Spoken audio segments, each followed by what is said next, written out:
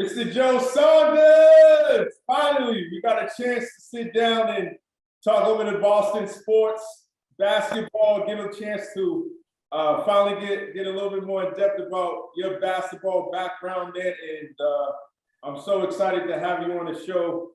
This is Byline Birthday Expensive Truth. Welcome, man. Welcome. It's a pleasure to have you. Appreciate you, man. Appreciate being there. Yeah, so I'll be remiss if I didn't start, with how we ran into each other this past weekend out in Norcross, Georgia, the All-American Rising basketball tournament where all the best of the country are there. And was dominated by yours truly, AJ. Talk about that tournament and talk about AJ and how special he was, rated the #1 eighth grader in the entire country. I thought Horace ran an incredible showcase, getting us down there, the dinner after, just mingling with people, meeting with different people, different prep schools and things like that, just rubbing hands and with whoever was down there and things like that. I thought it was awesome. I thought AJ showed out and did some incredible things to really raise his stock even higher. And, I'm glad we went down there. I'm very glad we fitted in the schedule to go down there. And he was unbelievable, honestly.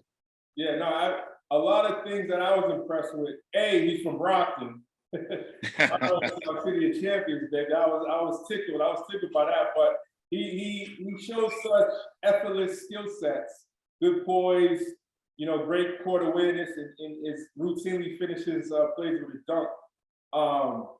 I was fascinated to hear from you because I know you were part of the illustrious Expressions AAU basketball team. You coached specifically the eighth grader. What was it about the eighth grade that's the age group you wanted to focus on and coach? The biggest thing is I can do the schedule. So I can go and play a crazy schedule all year round. We play, counting camps, about 24 to 26 tournaments year round. We maybe have 3 weeks off before we do camps in August after our last tournament, like the last week of July, when we come back from Peach Jam or go to Vegas. So, and we start right back up in September after 2 camps. But I love it. I love the eighth grade level. I think, like my uncle says, the program director, Todd Quarles, it's the second biggest grade because you get a new wave of kids coming up, like AJ and Desmond Ballette and Jackson, who plays on the team. And, it's just big. It's very big, I feel like, in the developmental stage. And who's the next stars coming up, like you see with AJ? Yeah, I think your presence is so important, particularly in the Boston area, because everybody know how divisive and sometimes divided that particular climate is. And it's not always helpful. Even the ones that kind of stand out, the athletes that are stellar, they have no idea the amount of pressure and noise that they're going to encounter on a regular basis. How do you talk to the distinguished athletes that, without question, are on a path to playing Division I or playing Division II basketball? What are those conversations like when they come to you, say, "Hey, I'm hearing this, I'm hearing that"? Being a trainer, I also have my own training business. That's a great question. Even Division I kids, 2 kids, and 3 kids, I want to include them on this question you asked me, Jamal. The biggest thing I try to give them advice is, what's your best fit? And dealing with Division I kids, everybody wants to go to high to a blue blood, Duke, Kentucky, Kansas, Villanova, and things like that. But I feel like your fit is big. How do you play? Are you an Ivy League player? Are you a Power 5 player? Are you a Big East player? Are you a bruiser, a little under the rim, but very tough? Got size at your position? Are you an ACC player? Pac-12 player? ACC, Pac-12 gets a lot of pros. I mean, it depends on what your skill set is. And the kids that are productive early don't really always, and this isn't for everything, always pan out to be the best long-term. Yeah, because it's hard to sustain it. Right? Yes. Many are called, few are chosen. right? Yes. It almost takes like a calling in order to be great. You know, you could be gifted with certain talent. You could jump.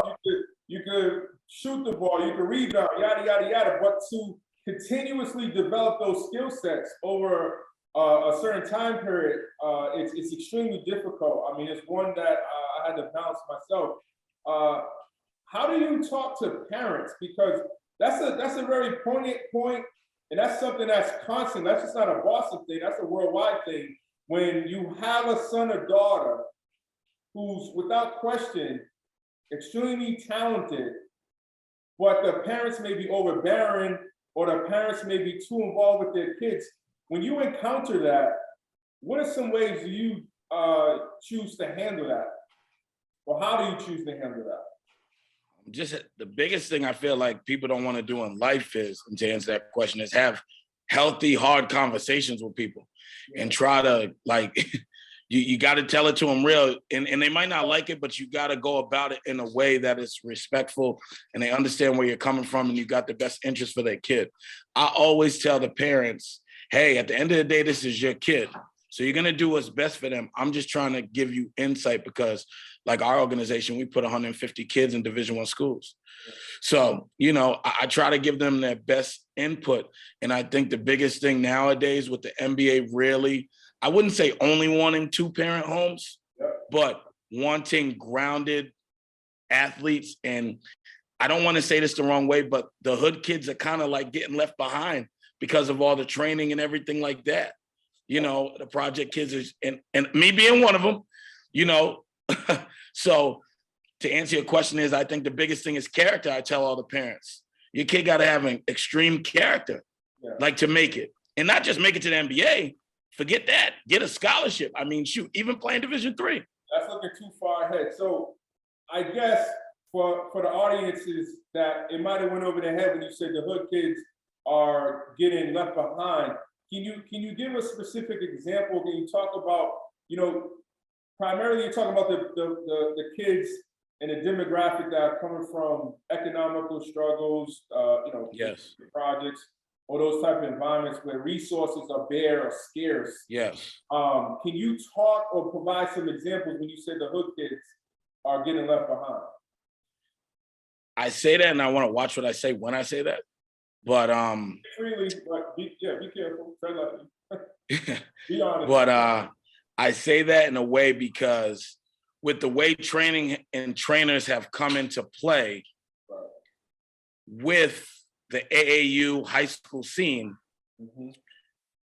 it's become very expensive to keep up with your kid's skill level and training. That's what I mean to say. And there's a lot of validity to that. There's a lot of truth to that because, quite frankly, it's no different than golf and all the other sports that require so much finances in order to just participate. When you and I was growing up, I know it's 10 years difference. You know, you had to literally get invited to play AAU. Absolutely. So I couldn't go to the lunchroom and see, you know, Fat Boy to the left talking about he got games this weekend too. You know what I'm saying? I'm like, what are you talking about? But the landscape's different. If it's you gotta pay to play. If you got the money, they'll allow you to play. Absolutely. So let's dig a little deeper in with respects to, is there an advantage of a kid going to a charter school, prep school versus a public school? I feel like more so in our area up northeast, I feel like the better kids, 90% of them are all, I would say 95% of them are all going to prep school. I say down south, Atlanta, they can still go to prep schools and things like that, but the high schools are so big. You get 5A high school. The competition is still huge. I think that's why you see a lot more kids reclassing up north where we are, because the basketball isn't as big in the market as it is down south, Midwest, even DMV area. So I think the prep schools are more, maybe give you like more basketball up north, but where I think down south is the high schools are still big, even in the DMV, the Catholic School League and things like that, if that answers your question. Also, one of the biggest distinctions down south, and I've been here since July, versus up north. Down here, the primary sport is football. Absolutely. Is basketball. However, I want to stay on course and talk a little bit about the subject matter you just introduced, which is reclassifying a kid, right? Yes. Talk about, if I'm a parent and I have a son and daughter, when do you think it's smart or wise to reclass my kid, if I'm saying that correctly, to reclassify my kid, my young daughter, my young son, versus to allowing them to just be competitive at that age and let life take care of itself? It's either you're good enough or you're not. I think every parent, first I always say your kid got to have like a different work ethic, not just work ethic, but talent for it. And you kind of know if your kid really is in it for their own reasons of why they want to get to the top, if that's one thing. And us at Expressions, we try to reclass them in the 8th grade. Okay. A lot. Why I say that because we play in made hoops and it's so competitive, and our basketball isn't that good in our area. So they need that extra year to compete with all the kids around the country. So for us, it would be the 8th grade. Let me challenge that too, because just because when I was coming up, people used to purposely stay back in high school. Well, I guess in the landscape, you don't have the freedom and flexibility to do that in high school. So you have to take care of that, prior to 8th grade, like you're saying. Now, Gilbert Arenas, No Chill Podcast, I love him. He's a very, very smart guy. And he's very vocal about this particular subject matter, saying that if a kid, like he said, the Imani Bates, who's now in college, I believe he's at Memphis, who could have technically still been in high school, but opted to go to college. So even though he's at the same age bracket as high school kids, do you think it's a myth or it's a fact? If you and I, Joe, are the same age, you decide to take your talents to the next level, whether that's college or high school, if we're in the 8th grade. I decide to stay. Now, I know that you're better than me, right? At that particular time in life. I decide to stay, reclassify. Now, when I go to high school, I'm in 9th grade. Now you're a sophomore. But I know head to head what's what. Is that good? Is that bad? Is that helping the skill set? Because if I'm a dog, it doesn't matter who I'm playing against. I want to play against better competition to develop faster, as opposed to getting a quiet 30 because I know the competition. I'm older than it, if that makes sense. It's funny you say that. It depends on the kid. That kid might need that year of confidence. Some kids can go right to high school. So I think it really depends on the kid. And some kids might need a year of basketball. Like a lot of my kids do it. We play 198 games in 1 year. That's how much we play. So if a kid is with me the 8th grade year, because we have 2 working on 3 Expressions 8th grade teams, say you stay with me for 1 year, you're playing 198 games counting camps. Then you come back for your reclass year, playing another 198. You dang near at 400. Right. That done upped a lot for you. So I think it really depends on the kid.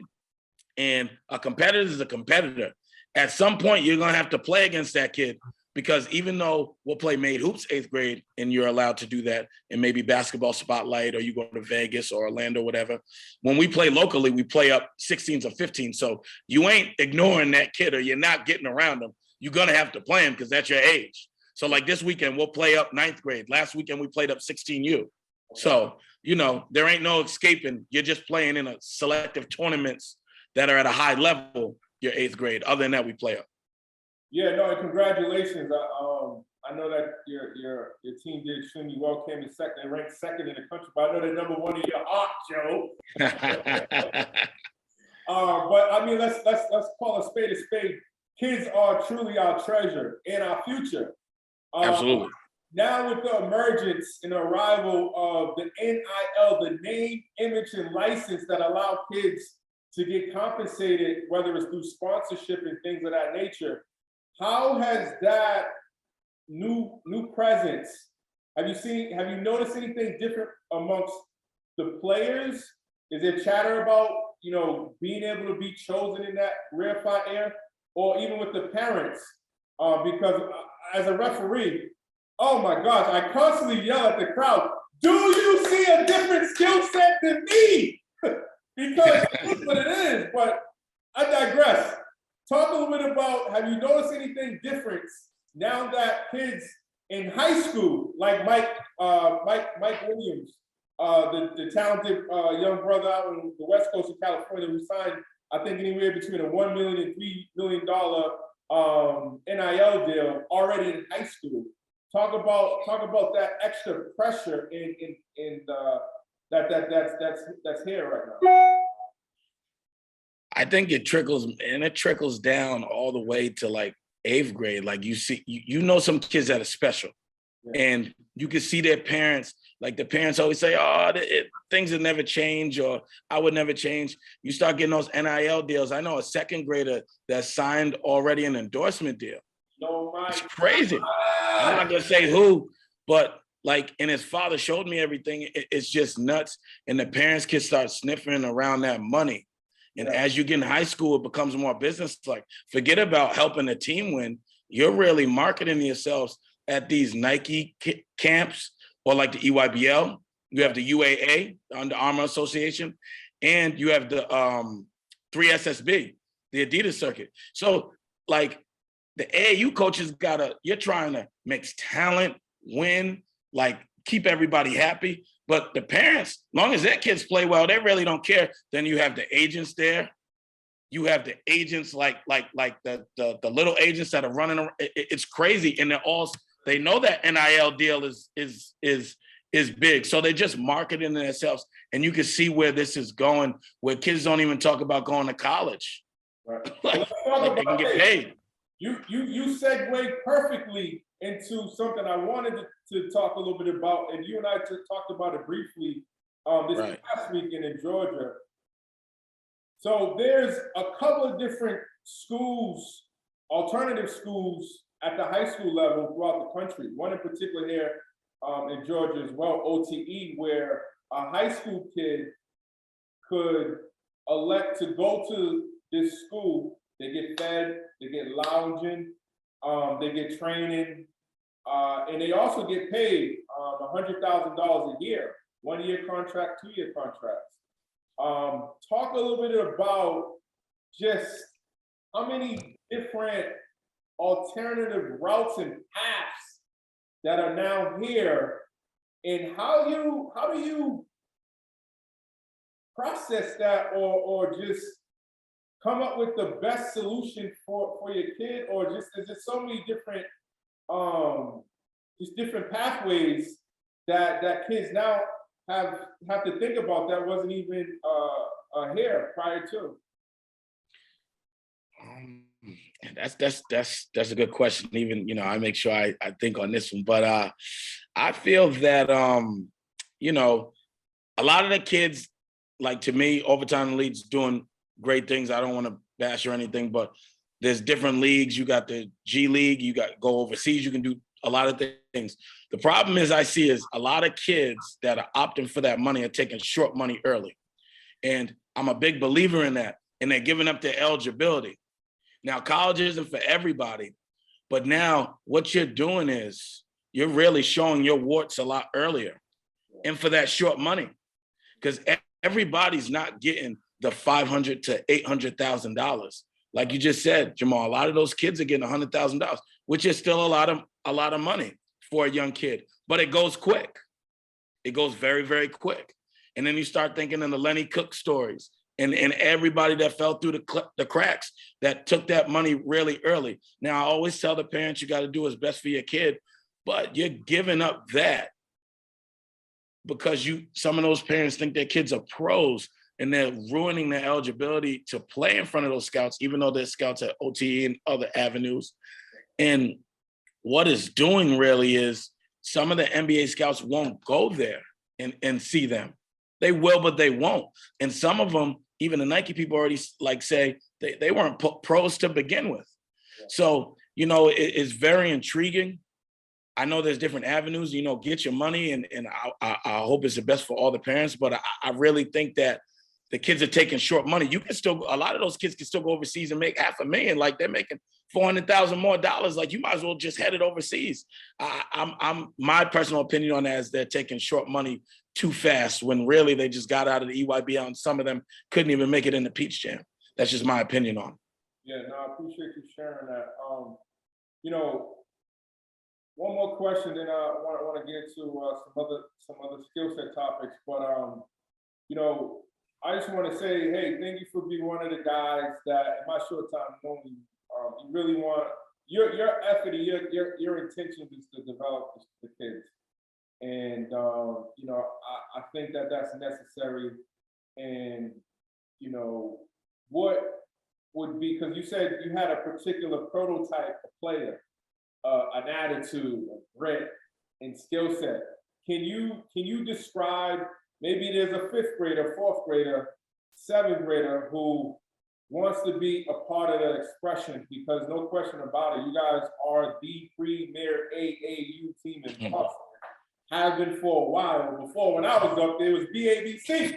Now it's expression, you know? And so, but I remember wanting to play against in 4, but mainly against BABC, most notably Shannon Crooks, who was a if I'm the 5th, 4th, 6th, 7th grader, and I have aspirations of playing for expressions, what are some of the things that I can do in preparation for that day I'm waiting for to try out to make this team that's going to take me around the world and give me the type of exposure that I need to get my game to where it needs to be, so I can showcase my skill set to get to the D2, D1, D3 schools, which once you play college ball, ladies and gentlemen, you won. That's right. Urgency, effort, intensity, you know, and attitude. We preach on that, and just being humble and just working, you know. We really try to get kids with size at their position, but if you're a bad boy and you're a killer, as I call it, I'll take you any day. But attitude, urgency, effort, you know, those are the things I would say for the young little jokers that are coming up. You know, we're really even more so building the program to 3rd and 4th grade so they could play at an earlier age. So now when they get to 7th and 8th and they start getting to me, we already got a beat on the kids, their competitive drive, what motivates them to keep playing. Do they have size at their position? How big are their parents? You can go on and on, but I would say those things to answer your question. Now, just for my viewers, audience again, when he says killer, he just means somebody who's relentless, somebody who's that's right, somebody who's tenacious, somebody who want to play defense, somebody who wants to, play good offense, somebody who wants to press, somebody who wants to steal the ball, somebody who wants to energy, somebody who wants to somebody who gets mad when they take them off the game. That's right. Stay on the court. Somebody who that's right. Personal when somebody scores on them. Anyway. That's what I'm talking about. You can play for me any day, Jamal.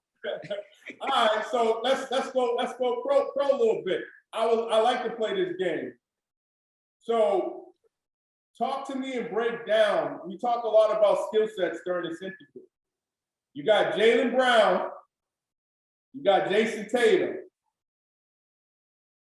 Which skill set player is for Joe? Jaylen Brown, all day.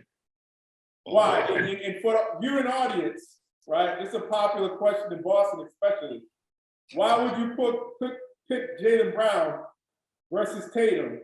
And I'll juxtapose whichever way you go. I like because Jaylen Brown does a little bit of everything, and he competes. And that's not to say Tatum don't compete, because Tatum's a bad dude. So we're talking about 2 all-pro players.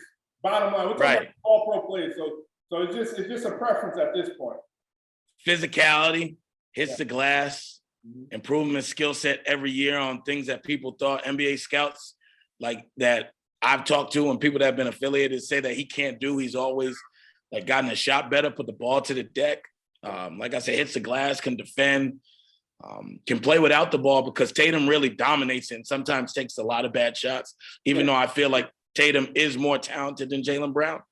But he physical, strong, just plays hard, man.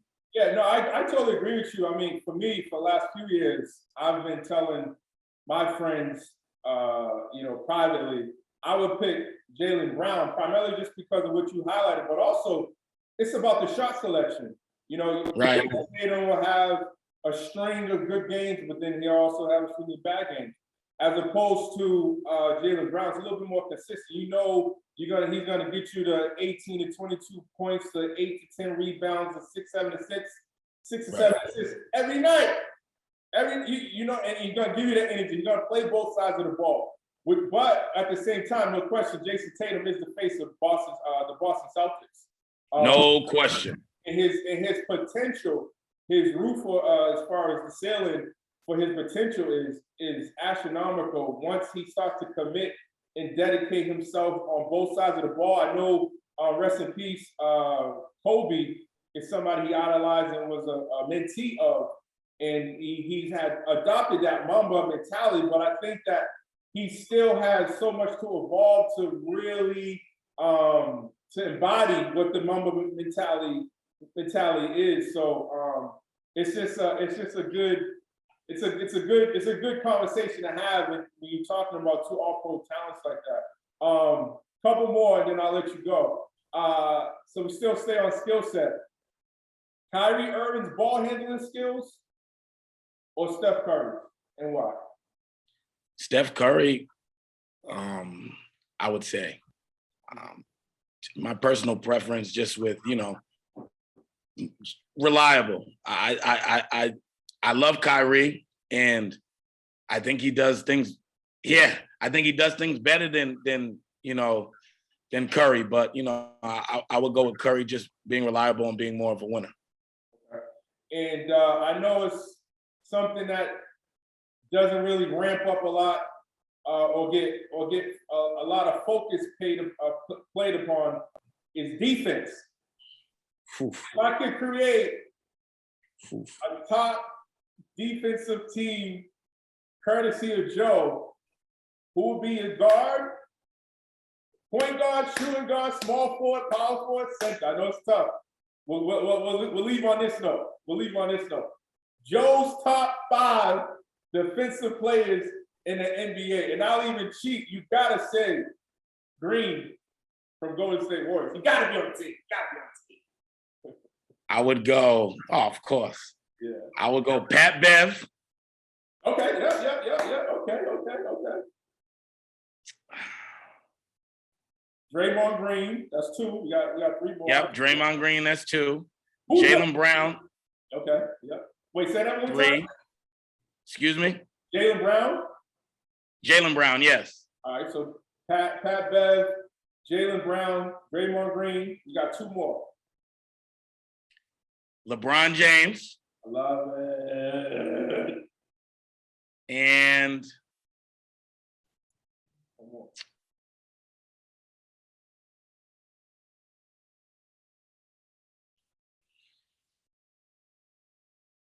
I'm gonna go Jonathan Kuminga. Jonathan Kuminga. Yo, he's bringing all the plays. Yep. Him and I can't think of the guard name from Phoenix Suns. Who's playing from Michael? I'm sorry. Hold up. Okay. I would put PJ Tucker before. Yo, he's a beast. Okay. PJ Tucker before Kuminga, but I think Kuminga's gonna be a problem. Yeah, so projecting down the road. Okay. Yes. All right. Killers, man. Like you said, gotta play hard for me, babe. We do defense for an hour. We practice 2 hours for an hour. Right. No pun intended. No, I can't do it. I was going to segue to Will Smith. I'm not going to do it. There you go. Oh, I got so much to say, but I'm gonna hold my tongue like Chris Rock did. I'm gonna show my composure. I'm gonna be control. it, brother. Man, nah, man, yo, this has been a pleasure. We got to do this again. And Absolutely. thank you for creating the time, and I really hope this helps. This is my way of giving back to Boston. As those for some of you know, I'm from Roxbury, grew up on Lennox Street. Went to There you go. There you go. There you go. Went to BC. You know what I mean? Played DC. Then went to the Falcons. Was down here in Atlanta with the Falcons. There you go. So I know that these are some subject matters that were constantly coming up, and I can't speak for everybody. So hopefully we could just put this on a platform, and if there's parents that have additional questions, hit Joe up, hit me up. I'm real easy to find: Instagram, Facebook, my own website, jamalbreck.com, email address, anything. Just I would love to help in any capacity, man. So. But Joe, until next time, man, keep doing your thing, man, and keep helping these kids, developing and being prepared for life. That's really what it's about, man. Appreciate you, man. Appreciate coming on. All right, man. Take care. Take care.